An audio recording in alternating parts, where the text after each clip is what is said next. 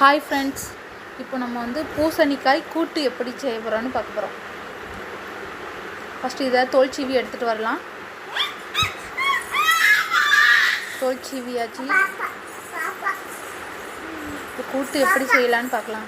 First கடாய் வச்சுட்டு 3 spoon எண்ணெய் ஊற்றிக்கலாம்.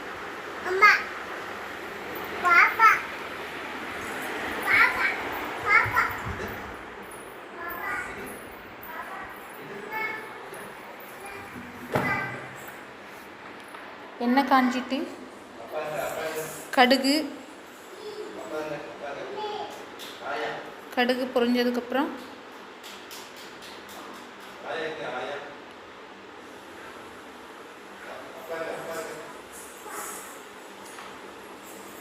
உளுந்தம்பருப்பு போட்டுக்கலாம்.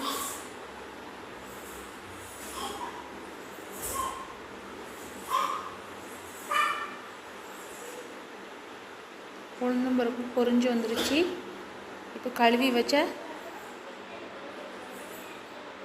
பூசணிக்காவை உள்ளே போடலாம்.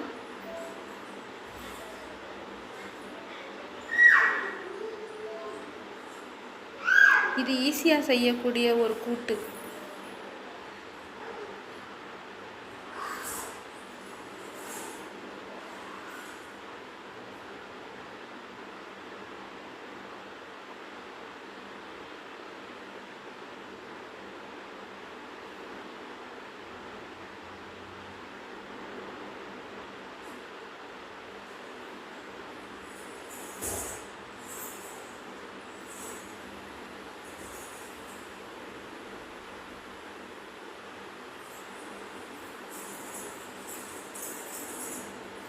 உப்பு போட்டுக்கலாம்.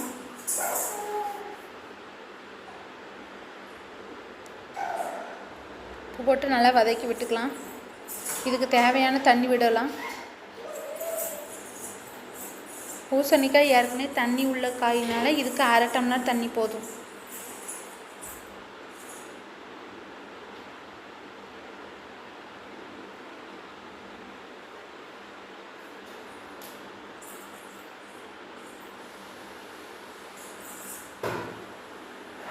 இதுக்கு தேவையான மசாலாவை அரைச்சிட்டு வரலாம். ஜீரகம், மிளகாய், வெள்ளைப்பூடு, 2 சில் தேங்காய்,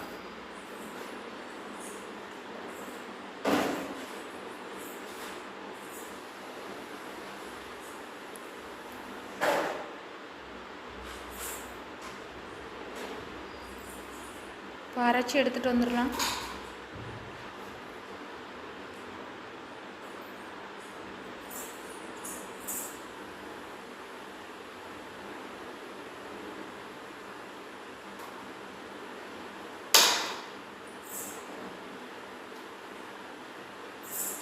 தண்ணி வத்தட்டும்.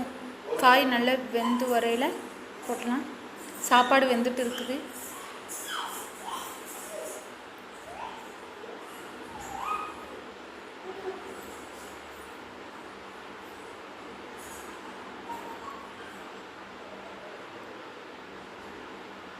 கூட்டு நல்லா வெந்து வந்துருச்சு.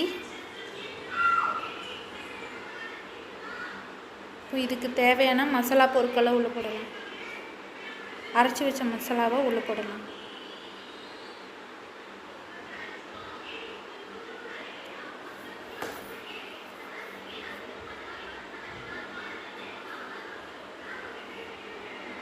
இந்த டைப்லேயும் பண்ணலாம். இல்லைன்னா மிளகாய் பொடி போட்டு வெறும் தேங்காவை அரைச்சி உள்ளே திருவி உள்ளே போடலாம். அதுவும் டேஸ்ட்டாக இருக்கும். இதுவும் ஒரு மெத்தடு. ஆனால் இப்படி செஞ்சு சாப்பிட்டு பாருங்கள், சூப்பராக இருக்கும்.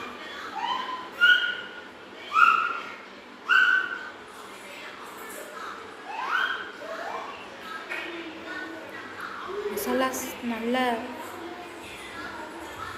பூசணிக்காயில் சேர்ற வர நல்லா கிண்டலாம்.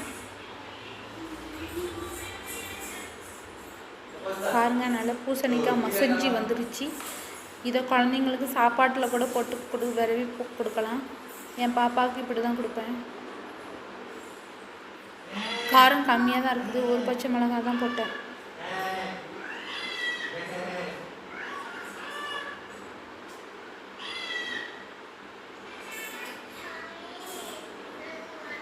பூசணிக்காய் கூட்டு ரெடி ஆயிடுச்சு. இதே மாதிரி நீங்கள் செஞ்சுட்டு கமெண்ட்